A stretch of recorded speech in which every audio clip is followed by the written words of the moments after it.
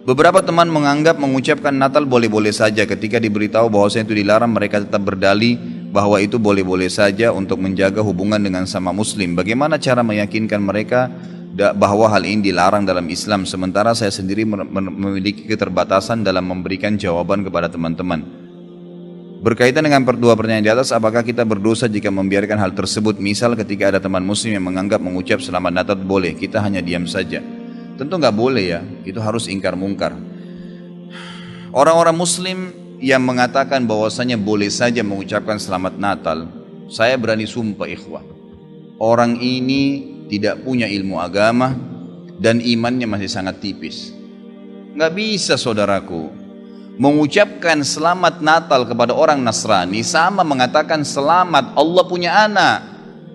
Bagaimana bisa Anda berani ya, mengatakan Allah punya anak? Itu kalimat yang sangat berat, jangan gitu. Tidak boleh. Allah subhanahu wa ta'ala itu la syarikalah, tidak ada sekutu baginya. Lam yalid wa lam yulad, tidak beranak dan tidak diperanakan. Dan Allah subhanahu wa ta'ala telah mengkafirkan orang-orang Nasrani dalam surah Al-Ma'idah. A'udzubillahi minasyaitonirrajim, laqad kafara alladziina qalu innallaha tsalitsu tsalatsa. Allah telah kafir orang-orang Nasrani yang mengatakan trinitas. Nggak boleh. Ngucapin selamat berarti selamat atas keyakinan kalian yang Allah sudah cap mereka kafir dengan itu. Bagaimana bisa dikatakan untuk menjaga hubungan dengan mereka? Kalau Anda menjaga hubungan dengan orang non-muslim, orang Nasrani dengan berteman, bertetangga, partner bisnis, kan gitu. Orang tua kita yang kafir kita silaturahim, tetap berbakti padanya. Kerabat-kerabat yang masih non-muslim kita silaturahim, jenguk kalau sakit, membantu orang miskin mereka. Boleh saja. Tidak ada yang larang dalam Islam itu. Tapi jangan sama sekali berhubungan dengan masalah keyakinan dan ibadah mereka. Nggak boleh memang dalam masalah ibadah. Allah mengatakan, ini tadi subhanallah saya pikir antum sudah tahu nih. Ya, makanya saya ulangin lagi sebab turunnya surah Al-Kafirun. Al-Mughirah telah datang kepada Nabi SAW mengatakan, wahai Muhammad, Mekah kita bagi dua saja. Sehari buat kamu, sehari buat kami. Kata Nabi SAW, saya belum faham, coba jelaskan lagi. Kata dia, sehari Muhammad, kau dukung ibadah kami, kau ucapkan selamat buat kami, kau ikutin ajaran-ajaran agama kami. Sehari lagi besok kami ikutin agamamu, kami ucapkan selamat untukmu, kami dukung ibadahmu. Apa jawaban Nabi SAW? Sehari-sehari. Biar adil. Kata Nabi SAW, tidak boleh. Kata dia, wahai Muhammad, sehari buat kami, dukung kami, ucapkan selamat buat kami, ikutin ritual kami. Seminggu buat kamu. Kata Nabi SAW, tidak boleh. Muhammad, sehari buat kami, sebulan buat kamu. Tidak boleh. Sehari Muhammad buat kami, setahun buat kamu. Tidak boleh, kata Nabi SAW. Terakhir, hai Muhammad, sehari buat kami, seumur hidup buat kamu. Sehari kamu ikutin kami, dukung ritual kami, selamat buat kami. Kalau pakai akal sehat, kalau pakai akal manusia, bukan akal sehat, akal manusia saja secara biasa, kan gitu. Kita pikir, oh lebih baik sehari kita ikutin orang kafir, dukung saja, ucapin selamat sama dia, selesai. Seumur hidup akan masuk Islam. Apa jawaban Nabi SAW? Tidak boleh. Lalu Jibril AS datang pada saat itu langsung membawa surah Al-Kafirun. A'udzubillahi minasyaitonirrajim. Qul ya ayyuhal kafirun. Katakan kepada orang-orang kafir. Orang kafir ini semua yang tidak syahadat, yang tidak mengatakan asyhadu an la ilaha illallah wa anna Muhammad Rasulullah, kafir. Jelas kafir, dan itu Allah yang mencap mereka kafir, gitu kan? Kafir artinya tidak beriman kepada Allah Subhanahu wa taala. Orang Nasrani aja mengkafirkan Yahudi kok. Itu. Yahudi mengkafirkan Nasrani, mengkafirkan Muslim. Kenapa orang Muslim nggak bisa mengkafirkan? Karena sementara kita jelas-jelas meyakini kenabian Musa, meyakini kenabian Isa alaihissalam, gitu kan? Mereka yang memungkiri Nabi Muhammad SAW, Nabi terakhir, berarti tidak beriman sempurna kepada Allah Subhanahu Wa Taala.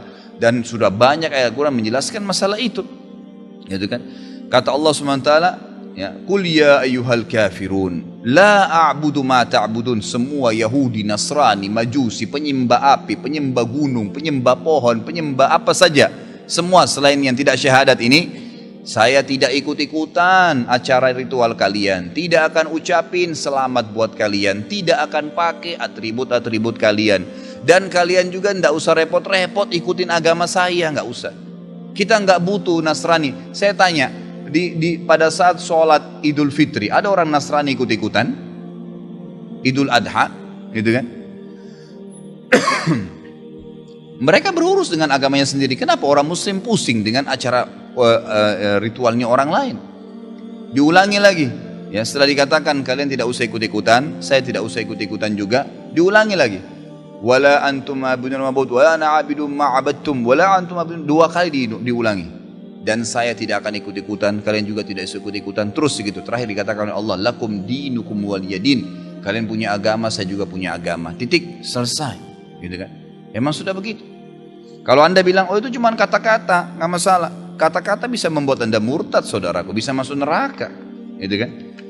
Sadarkah Anda dengan satu kalimat, Anda kalau mengatakan satu kalimat sekarang, semenit kemudian kalau Anda yakin dalam hati bisa masuk neraka kalau meninggal, kalau Anda mengatakan saya murtad, memang dari hati mau keluar dari Islam, semenit kemudian dicabut ruhnya oleh malaikat maut, masuk neraka. Kalimat, kata-kata, bahaya tuh, gitu kan? Mungkin teman-teman juga sudah tahu yang dialog antara Muslim sama Nasrani di Amerika. Si Nasrani mengatakan, kenapa kau tidak ucapkan kalimat Natal, selamat Natal buat saya? Kata si Muslim, ya kata si Nasrani, itu kan cuma kata-kata.